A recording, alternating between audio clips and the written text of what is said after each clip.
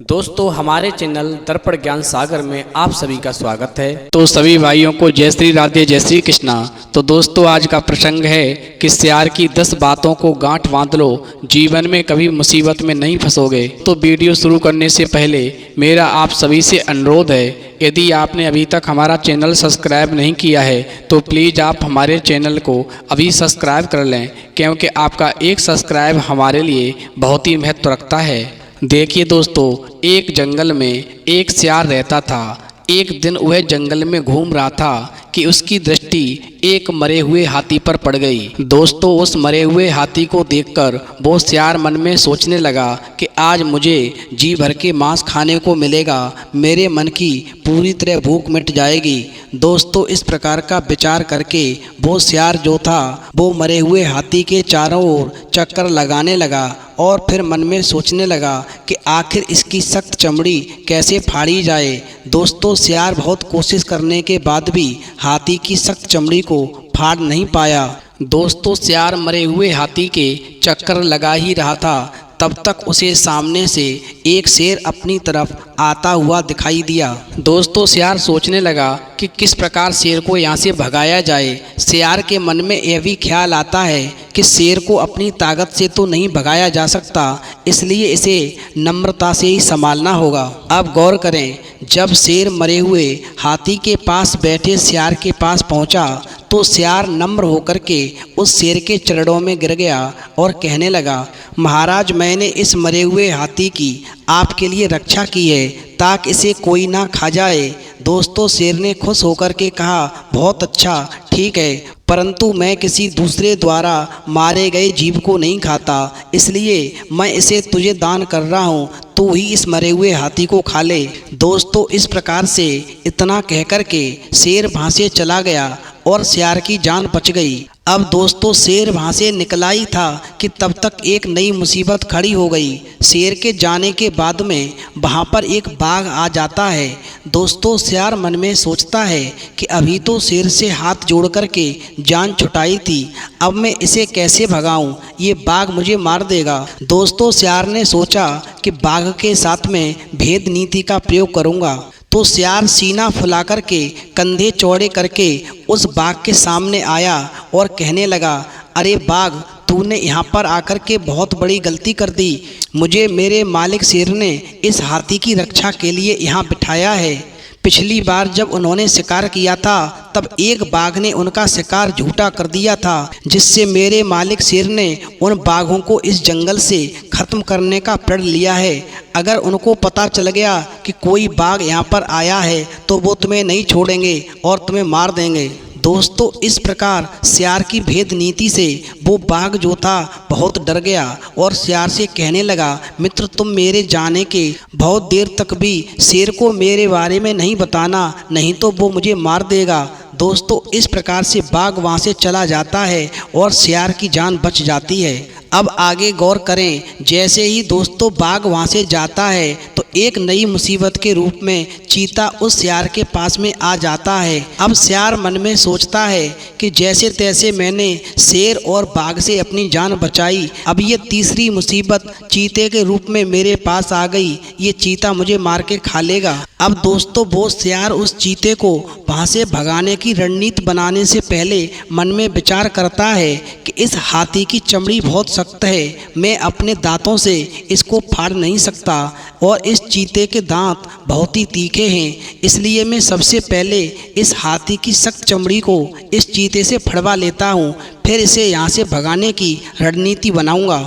दोस्तों ऐसा विचार करके वो सियार जो था चीते के पास गया और कहने लगा, क्या बात है भाई, बहुत दिनों के बाद दिखाई दिए हो, तुम तो मेरे अतिथि के समान हो, इसीलिए कुछ खा कर के जाना। ये मेरे स्वामी शेर द्वारा मारा गया हाथी है और मेरे स्वामी शेर इस समय पर स्नान करने के लिए नदी पर गए हैं, इसलिए तुम जल्दी से इसमें से कुछ मांस खा लो और यहाँ से जान बचा कर के बहुत जल्दी से भाग जाओ। अब दोस्तों वो चीता जो था अपने दांतों से हाथी की चमड़ी को फाड़ देता है और फिर सियार से कहता है कि मेरे मित्र सियार, तुम एक काम करना कि जब तुम्हारा मालिक शेर यहाँ पर आता तुम्हें दिखाई दे तो तुम मुझे संकेत कर देना, जिससे मैं एकदम से भाग जाऊँगा, और नहीं तुम्हारा मालिक शेर मुझे आकर के निश्चित तौर पर मार देगा।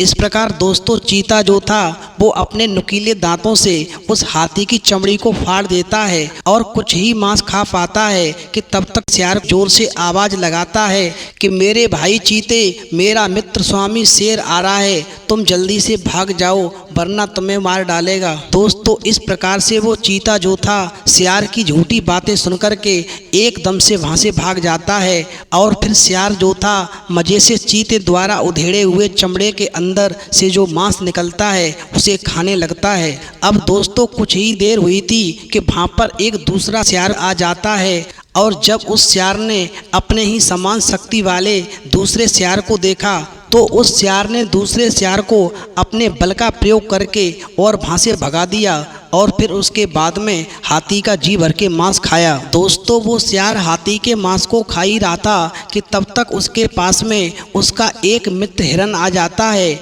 और वो हिरन पूछने लगता है कि हे मित्र सियार, तुम एक बात बताओ कि तुमने इतने विशाल और ताकतवर शेर, चीता, बाघ और अपने ही समान बलवान दूसरे सियार को यहाँ से कैसे भगाया और अपनी जान कैसे बचाई? मैं भी ये नीति आपसे जानना चाहता हूँ ताकि यदि मेरे ऊपर कभी मुसीबत का पहाड़ टूट पड़े तो मैं उससे अपनी जान बचा सकूं। दोस्तों हिरन की बात सुनकर के वो सियार कहने लगा, देखो शत्रु कैसा भी हो उसका लक्ष्य सिर्फ हानि पहुंचाना ही रहता है। जिस प्रकार से सर्प का भरोसा नहीं किया जा सकता उसी प्रकार से शत्रु का भी भरोसा नहीं किया जा सकता। लोग इस अंतर को भूल जाते हैं कि उन्हें नुकसान उठाने से कोई नहीं बचा सकता है, इसीलिए शत्रु को हमेशा गंभीरता से लेना चाहिए। नंबर 2, देखो शत्रु कब परेशान नहीं करता है। शत्रु एक ही स्थिति में आप पर वार नहीं करता है कि जब आपकी बुद्धि उससे अधिक होगी और समझदारी में आप उससे बेहतर होंगे, तो इस स्थिति में शत्रु कभी भी उलझने की हिम्मत नहीं करेगा। नंबर 3, यदि शत्रु बलवान है तो छिप जाने में ही भलाई है। देखो शत्रु जब अधिक शक्तिशाली हो तो छिप जाना चाहिए, छिपकर स्वयं की शक्तियों में वृद्धि करनी चाहिए और उचित अवसर की तलाश करनी चाहिए। कमजोर स्थिति में कभी भी शत्रु को पराजित नहीं किया जा सकता, इसलिए हमेशा बुद्धि का सदुपयोग करके ही शत्रु से जान बचाई जा सकती है। नंबर 4, देखो यदि एक बार किसी के साथ में शत्रुता हो जाए तो हमेशा उससे सावधान रहना चाहिए। शत्रु यदि किसी कारण से मित्र भी बन जाए तो सावधानी और सतर्कता का त्याग कभी नहीं करना चाहिए। यदि आप भूल कर बैठेंगे तो निश्चित ही आप पर आपका शत्रु वार करेगा और आपको मार देगा। अब देखो नंबर 5, शत्रु सदैव आपकी कमजोरियों का लाभ उठाने का प्रयास करता है। जब कभी भी आप कमज़ोर नज़र आएंगे तो शत्रु सक्रिय हो जाएंगे। कमजोरी गलत आदतों की वजह से ही आती है, इसीलिए गलत आदतें और गलत संगत का जितना जल्दी से हो सके त्याग कर देना चाहिए। गलत आदतों के कारण धन की देवी लक्ष्मी भी साथ छोड़ देती है।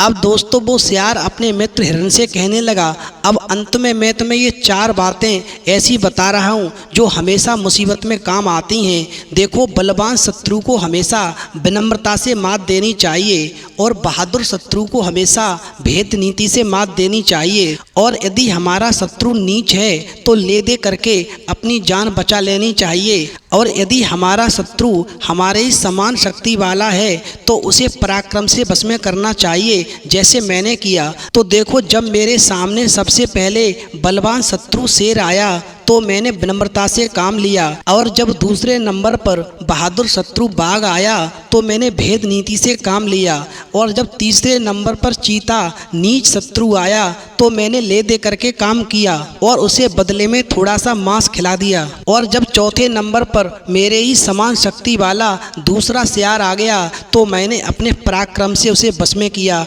और उसे यहाँ से भागना पड़ा। इस प्रकार से मैंने चारों शत्रुओं को यहाँ से भगा करके और अपनी जान बचाई, और फिर इस मरे हुए हाथी का मांस मैंने बड़े ही प्रेम से खाया।